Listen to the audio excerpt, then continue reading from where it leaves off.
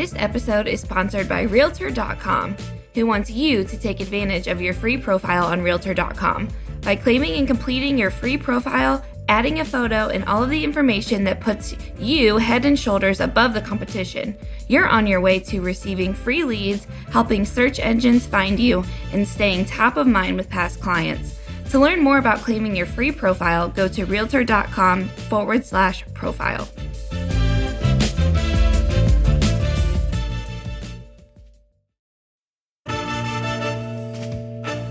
Welcome to the Real View podcast, where Ohio Realtors connect you to innovators and influencers, keeping you with the real view of real estate. Whether you're a broker, agent, first-time homebuyer, industry leader, or just happen to stumble upon our podcast today, you can expect to hear tips, tools, tricks, interesting information, and so much more from the experts in Ohio's real estate game.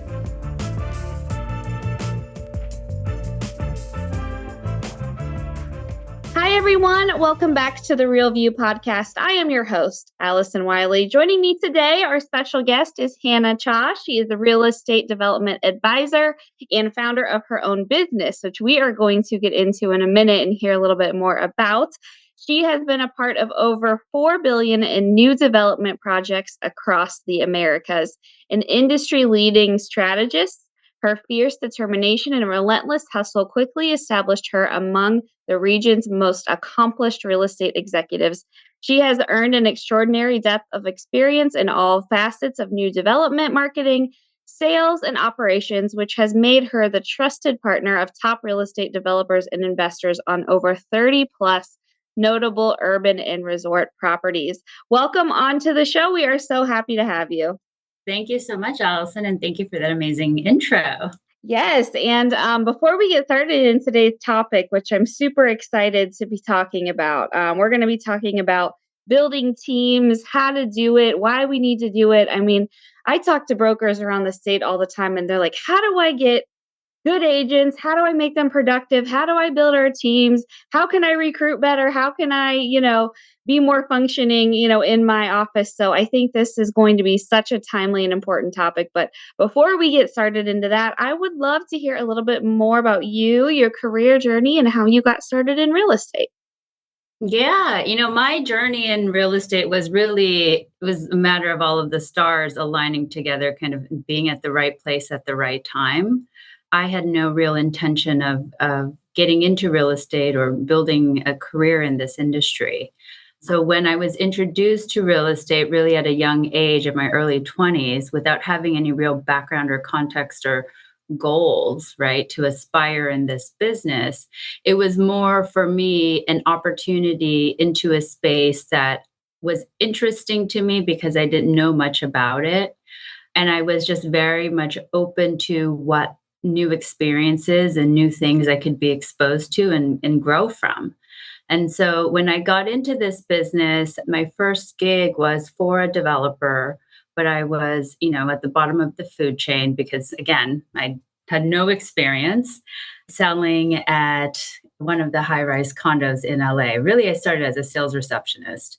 But as, I got my feet wet, and the more I allowed myself to be exposed to what everybody was doing and all of the different parts of this machine that was built to create a marketing strategy, execute marketing strategy, all of the different salespeople involved, working with the transaction coordinator, understanding the different nuances of mortgage financing. I was like, wow, there's so much in this business.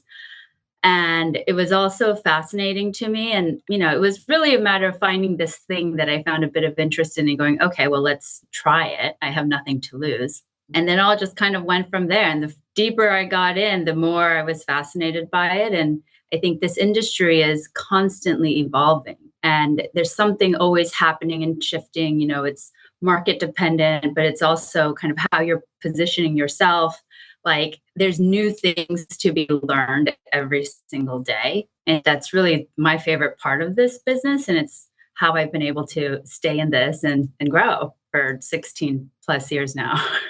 You're so spot on. And I think, when you talk about just how everything changes so quickly and, you have to stay up with it on a consistent and constant basis. I mean, even what we're seeing now, we're undergoing, some major lawsuits, and how, we're getting paid could be changing in the next couple years. I mean, you just really do have to always stay on top of it, and you can never get bored. I don't see how you can ever get bored with how quickly, our industry changes. Exactly. Well, and if you're getting bored, it means you're really not in it and you're not trying to build your business and really grow within the industry.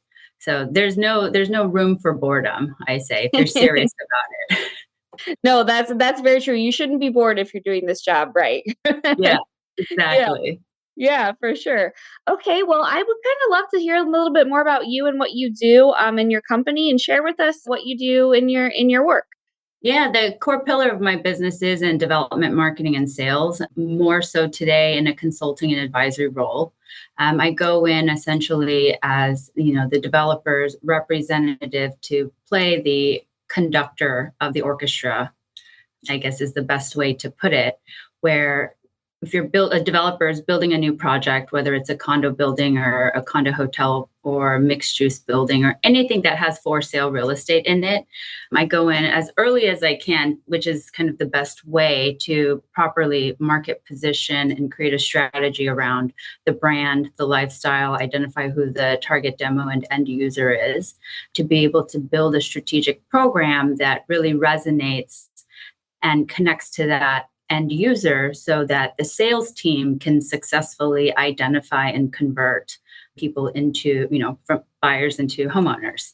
And so right now, my business has expanded over the last couple of years with COVID and everything, because before COVID, there was so much more, having to be on site, right? And everything was in person. And now it's almost like we've digitalized our life. And so I'm able to work in the same capacity, but I say much more efficiently. And in the same way, last year I launched an online masterclass and really kind of bring out the foundational pieces of what's involved and how to kind of maneuver through the different intricacies. So I think there's so much opportunity there for agents to really grow and expand their business and grow and expand their teams, because selling new homes is really exciting, and new development up, sellers in their homes, they didn't want to sell because that meant they had to buy into another home with a much higher interest rate, right? But home builders are still building, developers are still building, and they still have to sell. And so there's so much opportunity if you understand new development, new construction, how to position that offering to essentially your buyers. And when you're working with the developer who has to sell 20 homes or 200 homes, you have a bit more leverage in how to negotiate. And if interest rates are high, last year a lot of developers were offering buyers interest rate buy downs, seller credit to help with their closing costs. And there's so many ways to leverage that if you understand how this business works, right? So I launched that online program last year, which is the second pillar of my business.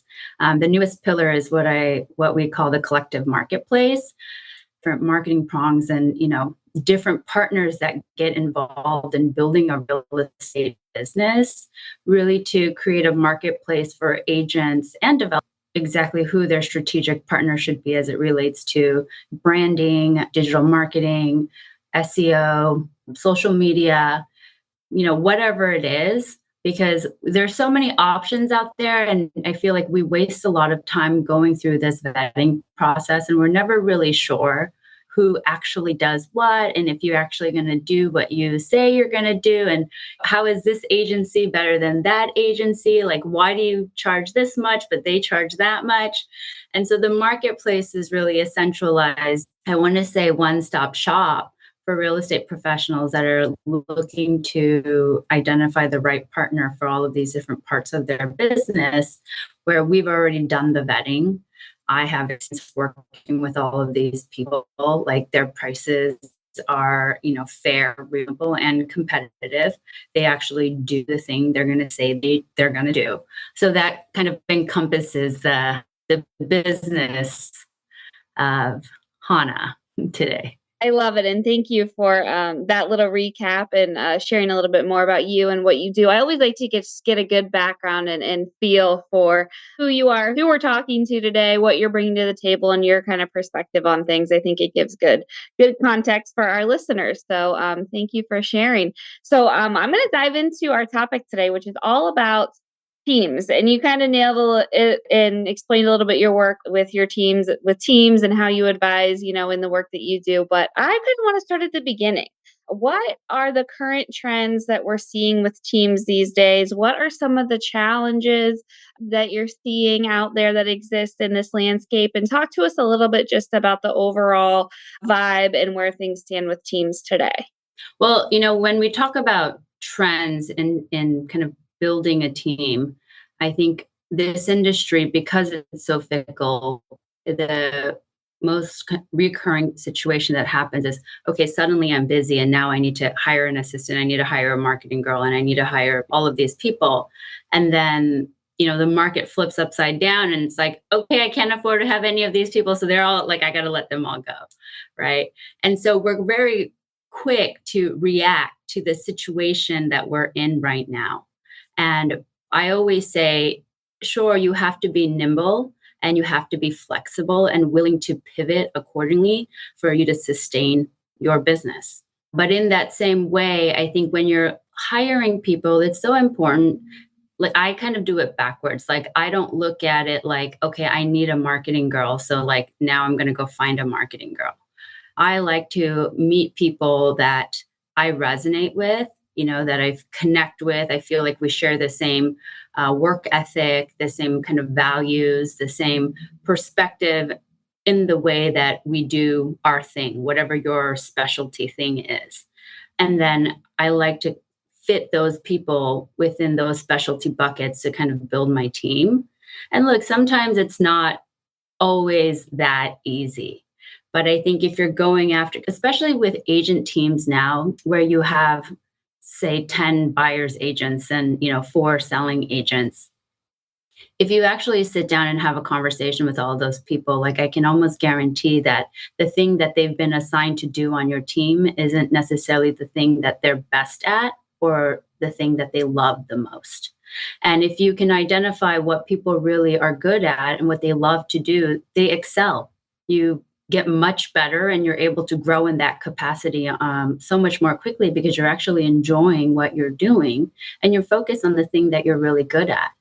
And so when, agents are building teams, I think it's really important to identify kind of what it is you need, but also make sure that you're providing them what they need so that they can grow and excel, right? So it's a mutual exchange of agreement and kind of growth terms to build a prosperous team that's going to work long term. Yeah, I think so too. And I love your approach. And I think I kind of share the same approach as you in the sense that, like, I look for who the person is, and then I try to figure that out first and then match them to how we can best fit them in based on that. And I think a lot of people maybe don't use that approach or use, are out there to say, I need to find a person with this skill set and then fit them into my team, regardless of who they are as a person. So I think that that's interesting because I think I share the same approach in the sense that I try to figure out who I can mesh with, who can mesh with us, the personality types, because that's almost just as important as the person's skill set. You know what I mean? And so I love that you, Exactly. Yeah, I love that you share that same perspective that I do. Yeah. And I think, when you're willing to have this like mutual foundation of back and forth conversation and wanting feedback as well as giving feedback and sitting down to plan together, strategize together, and being able to hold space where people can say, you know what, Allison, like, I understand how that specific role or task is important, but like, I'm not very good at that. And I don't know if that'll be the best use of my time. Like, I'm willing to help where I can, but I don't think I should be the one focused on doing that thing. And just having that space where somebody can speak up and say that, I think goes such a long ways.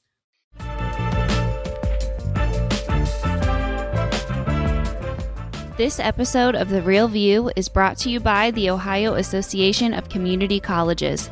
Ohio's network of community colleges provides accessible training that accommodates the busy lifestyles of aspiring real estate professionals at half the price of a traditional university.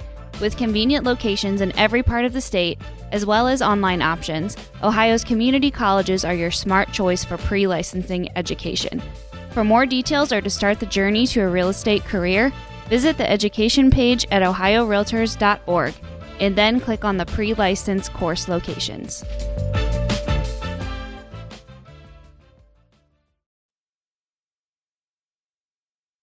Yeah, I think that's really a good indicator of, a healthy and thriving team. And it sounds great, right? Like, wouldn't we all be able to say, like, I don't know that I could do that? But I think in today's environment, there's so much pressure on just saying yes. Like, we have to Yeah. do it. We have to do whatever we're asked for. How do we as leaders and managers create that safe space or, make sure that our team members know that they can say that? How and what tips do you have for us to kind of create that environment where that is something that is the natural culture of the team? Well, look, I always say the best leaders lead by example and not by dictation, right? And so, in order to create that kind of space, you almost have to start putting yourself in that situation first and sharing a sense of vulnerability and saying, like, I know I'm the team leader, but these are the things I'm not great at. And I know that. And that's why I need you to help me fill in these gaps. The other thing that I like to do too is when you're building a team and I think that a lot of times yes, we are in this position of where we want to constantly say yes, but sometimes like you as the leader might have the ability to see potential that that individual may not recognize, right? So when you are assigning somebody a particular project, task, or role, and they're saying, whoa, I don't know, Allison, I've never done that. I don't know if I can. As a leader, if you can help these individuals recognize the big picture goal of why that's important and why you believe they could do it, and then help to put together like a step-by-step plan of how to get from A to Z, it gives people a different level of comfort and, assurance that, okay, you have my back. You're setting me up to succeed. You're not just throwing me in the fire and hoping I don't burn alive. And I think we forget to do that a lot of times, especially, when things get busy and things get crazy. It's like, okay, you have to do this, blah, blah, blah. And then it's like, okay, but how do I do that? And it's not always good to assume that people can figure things out, especially if they've never done it before. I mean, sure, we want them to be able to, but as a leader, that's where you have to come in and be able to recognize that and say, okay, you've never done this before. This is why this thing is important. These are the steps you should take to get to the end goal. And I'm going to be here as an additional resource. And guess what? Like, I don't know how to do this either, Allison, but we're going to figure it out together. And just having that sense of camaraderie and like, okay, you have my back does wonders.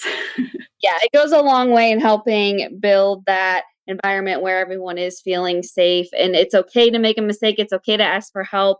And I love to just what you said about leading from example. I think, what you said is be who you want people to act and look up to. And I think when you're doing that, when you're leading from that place, that's really powerful. And that will show your team a lot into what kind of person you are, what kind of environment, what you want and how you're going to treat them. So I think those are two really great strategies.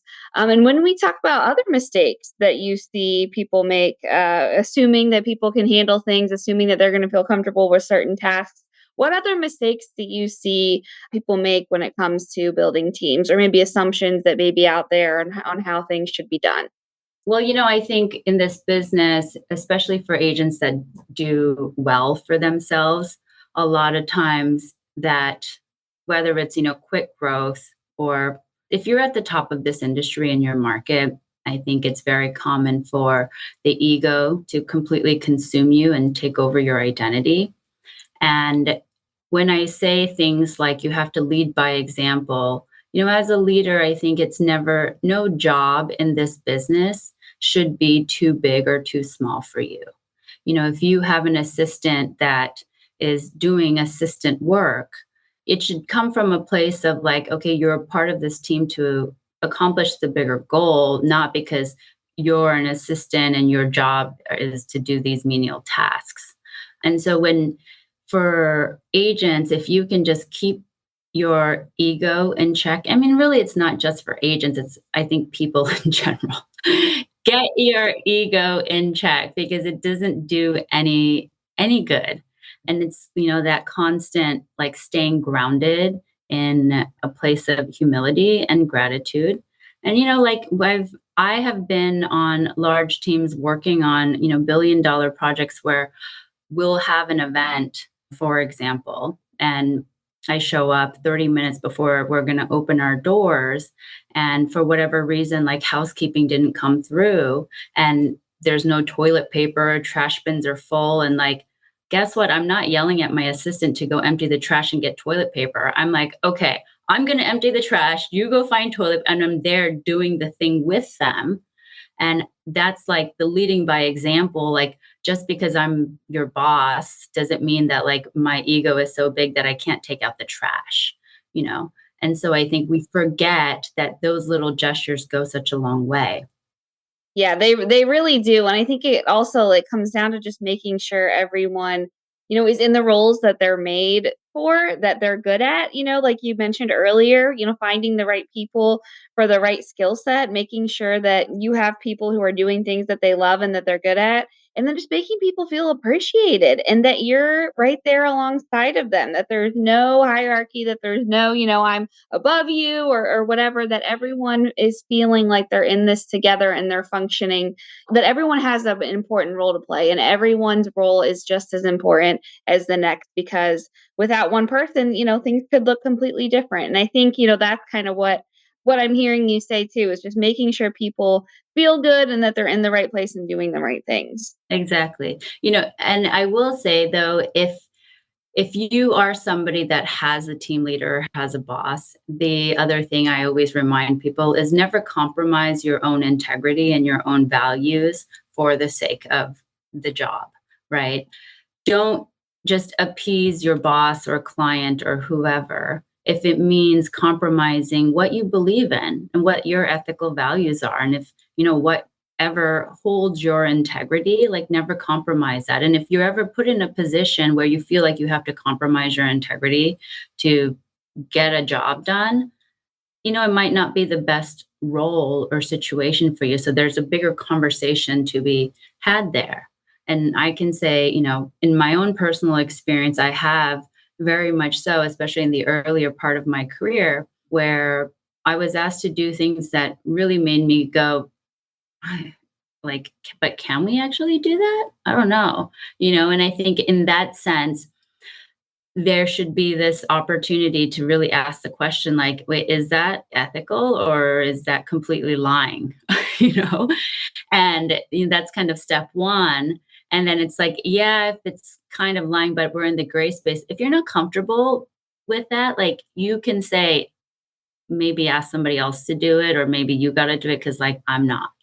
Like, I don't want to jeopardize my reputation, my license, who I am. Yeah, that's a really good point. Stay true to who you are, and listen to your gut instincts. If something's feeling off or you're getting red flags or alarm bells are going off, inside your head, listen to them and stay true to yourself. Nothing is worth compromising who you are and what you believe in. So that's a really great point. I love that. I love that you brought it up.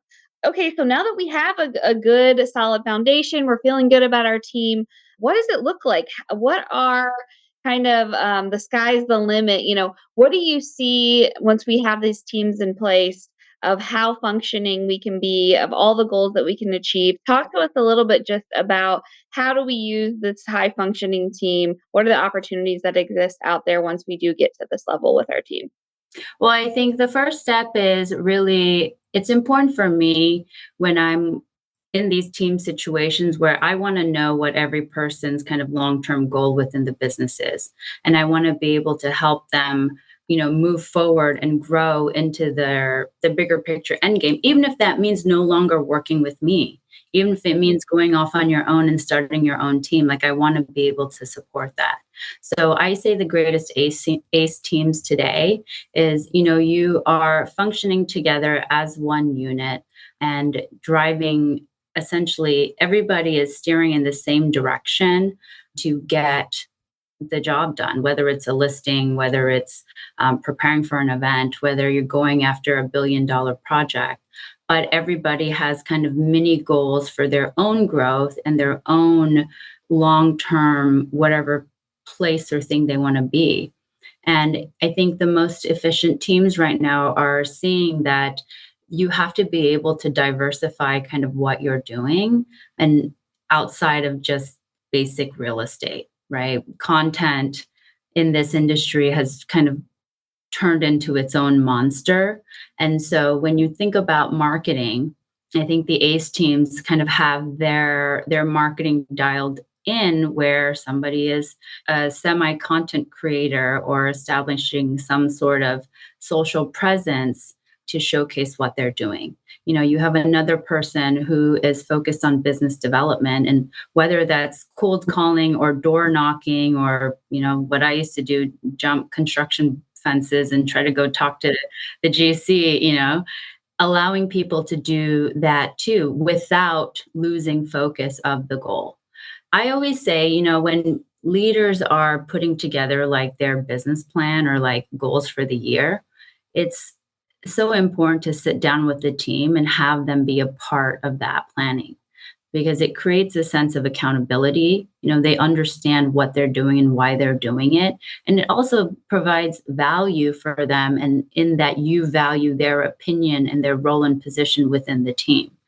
And so as all of these things are moving, I talked a little bit about new development. When things shifted in the market like it did last year, right? Even if you were to have one or two people that kind of became some sort of new development, new construction guru on the team, even if it's just as a buyer's agent, right? Understanding what sort of questions to ask, what sort of things to look for, how to, drive negotiations and so forth.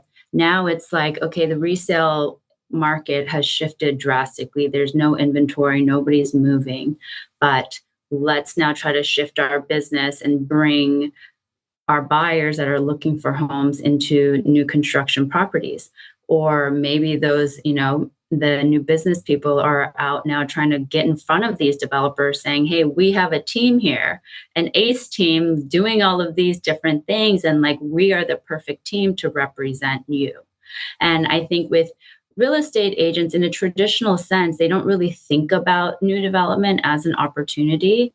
It's like, oh, I have a client and he's building one house. Sure, that's new construction, but it's like one house. If you are going after a building, a condo building that has 6 condos, 12 condos, or maybe 50 condos, it's like now you're actually utilizing the entire team's resources and skill sets to build a longer pipeline that will benefit the whole team. And it's not just, going after one listing at a time and then you have to do it again, do it again, do it again. But going after new development projects is really a way for an entire team to get fully involved, because anybody that has sold new construction or sold new development knows that like one person cannot do it. I don't care how good you are. Like, I've been in this business exclusively for 16 years, and like, I cannot do all of these jobs by myself. I mean, maybe I could if I didn't sleep, eat, or shower or do anything else and I lived there, but realistically, you can't. And so if you have a great team where everybody knows their parts, where everybody's playing their strengths, you as a team leader, now you're just opening up another funnel to expand more opportunities for not just you, but for the whole team. And it's an exciting venture because new development projects are fun and it's so dynamic, and prices are 11% at minimum higher than resale. So it's, again, and then you're building a longer term pipeline. So there's so many different ways to make this exciting and get the entire team engaged. Yeah, absolutely. And that's where the magic happens. When you have everybody functioning at that high level, you're going after these new business opportunities, new developments. And I think today, I was reading an article before we started recording, and NIR projects new construction to be up in 2024. Exactly. Yeah. So this kind of slow period that we were in, I think pandemic caused a lot of it. We're now coming out of that and we're seeing this huge boom in construction, this need for inventory, this need for new housing. So now's the time to get on that. So I love that you brought that up and get your teams in line to be prepared to go after these new developments because it's really a great opportunity. I read that exact same article, Allison, because there's 930,000 new construction homes in the pipeline in 2024. And they're saying, actually Cincinnati, Ohio is number 4 in the country for new homes right now, new home pending sales. And Cincinnati has grown 12% month over month and 41% month over year in terms of pending sales that are a product of new construction. Yep. So there you go. There's the data hot off the press. It's happening. So make sure you're prepared for it. Exactly. Hana, well, I want to thank you for joining me today, for your insights on how we can make this crazy world of team management and teams work, and for all the opportunities that lie ahead. I think, people in real estate, it might have been a tough couple years, coming out of the craziness of COVID, but I think we're in a really exciting place in this industry. And thank you for sharing with how we can make the most of what's ahead for us. I really appreciate you coming on and joining me today. Of course. Thank you, Allison. I really enjoyed our time together today. Me too. And to all of our listeners, thank you guys so much for tuning in. We'll be back with you next week. Thanks. Thank you for listening to The Real View. That wraps up today's episode. You can keep up with the latest on the podcast at ohiorealtors.org/therealview and on Apple or Google Podcasts, Spotify, or wherever you listen. Have questions, comments, or suggestions? We want to hear from you. Email us at podcast@ohiorealtors.org. We'll see you next time.